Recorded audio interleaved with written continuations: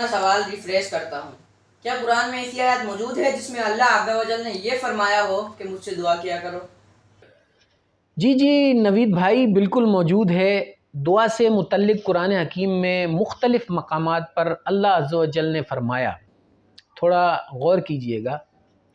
اور تم سب اس سے دعا کرو، یعنی تم سب اللہ سبحانہ و تعالیٰ سے، اللہ عز و جل سے دعا کرو، اس کے لیے دین کو سب خالص کرتے ہوئے۔ دعا کرنے والے کی دعا کا میں جواب دیتا ہوں جب وہ مجھ سے دعا کرے۔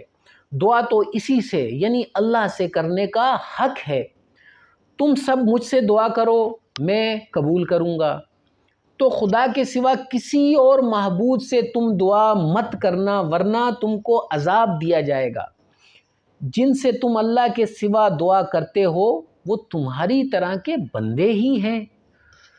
جو خدا کے سوا اپنے بتائے ہوئے شریکوں سے دعا کرتے ہیں وہ کسی اور چیز کے پیچھے نہیں چلتے، صرف ظن کے پیچھے چلتے ہیں اور محض اٹکلیں دوڑا رہے ہیں۔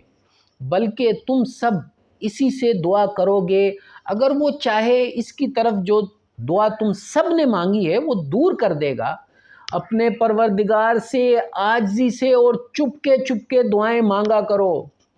کہنے کا مقصد یہ ہے کہ اللہ نے کسی دوسرے سے دعا کرنے کی ہمیں اجازت ہی نہیں دی۔ میں ایک ایک کر کے تمام آیات کے حوالے آپ کے سامنے بیان کروں گا، بس مجھے آپ سے وقت درکار ہے۔ جی آپ بیان کریں، دین کے لیے تو ٹائم ہی ٹائم ہے۔ بہت بہت شکریہ۔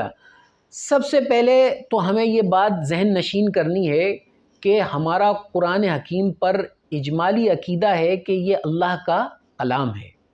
یہ عقیدہ صرف قرآن کے عربی ٹیکسٹ، عربی متن پر ہے، یعنی جو قرآن کے اندر آیات ہیں ان کی عربی میں جو لکھا ہوا ہے اس پر ہے۔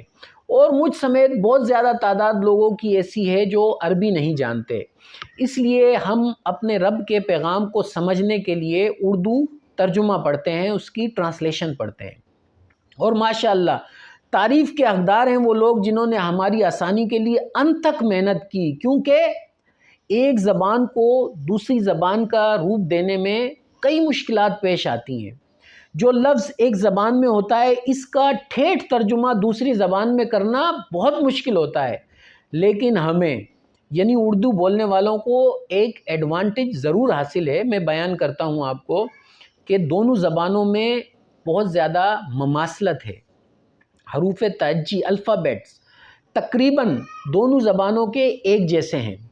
اردو زبان جیسا کہ آپ جانتے ہیں لشکری زبان کہلاتی ہے، اس میں بہت زیادہ الفاظ عربی زبان کے بھی ہیں جن کے معنی بھی ایک جیسے ہیں۔ یقیناً یہ معاملہ عربی کے تمام الفاظ کا نہیں ہے لیکن زیادہ تر کا ہے۔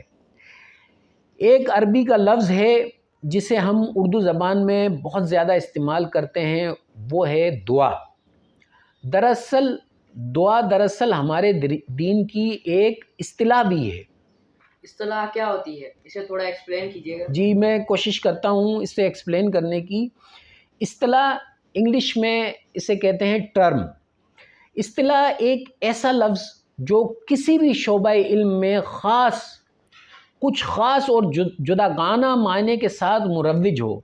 اصطلاحات عموماً وہی لفظ ہوتے ہیں، وہی الفاظ ہوتے ہیں جو روزمرہ کی زندگی میں بھی بولے جاتے ہیں، یعنی کوئی ایسا لفظ جو کسی شے کی وضاحت کر رہا ہو۔ مثلاً مثال کے طور پر میں آپ کو کچھ اور ایسے الفاظ بتاتا ہوں: زکوٰۃ، حج۔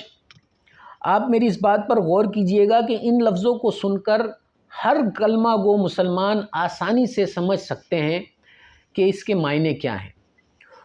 دعا کے اصطلاحی معنی ایک ہی ہیں جسے میں بیان کر دیتا ہوں اور جسے تقریباً ہر کلمہ گو مسلمان سمجھتا ہے، وہ یہ ہیں: جس میں کوئی بندہ غائب میں اپنے خالق حقیقی سے فریاد، التجا، درخواست، مناجات کرتا ہے، اپنے خالق کو اپنے مسائل، پریشانیاں بتاتا ہے اور اسے مدد کے لیے پکارتا ہے۔ بہر طور ایک چیز میں اور بتانا چاہتا ہوں کہ اس لفظ دعا کے لغوی معنی بھی ہیں جو یعنی کہ لغت میں استعمال ہوتے ہیں۔ جیسے دعا کے معنی جو زیادہ تر ترجمے میں استعمال ہوئے ہیں وہ یہ ہیں: بلانا، آواز دینا، مدعو کرنا، پکارنا، اور کچھ مقامات پر اس کا ترجمہ بندگی یعنی عبادت بھی کیا گیا ہے، اور یہ تمام ترجمے بالکل ٹھیک ہے۔ میں اس سیریز میں آپ کی توجہ اسی ایک لفظ کی طرف کراؤں گا، اور جب میری بات پر غور کیجئے گا، اور جب اس لفظ کی نسبت معبود کی طرف ہوگی، میں اس لفظ دعا کا ترجمہ دعا ہی کروں گا۔ کہنے کا مقصد یہ کہ عربی ٹیکسٹ، عربی متن میں بھی دعا ہی لکھا ہوگا، اور میں اس کا ترجمہ بھی دعا ہی کروں گا، اور انشاءاللہ آپ دیکھیں گے کہ صرف ایک لفظ سے مفہوم بالکل واضح ہو جائے گا اور بات بالکل آسانی سے سمجھ آ جائے گی۔ ایک بات واضح کر دوں کہ اس سیریز کی پوری ذمہ داری مجھ پر ہے۔ میں شکر گزار ہوں میرے ایک محسن کا، جن کی 20 سے 25 سال کی تحقیق اس میں شامل ہے۔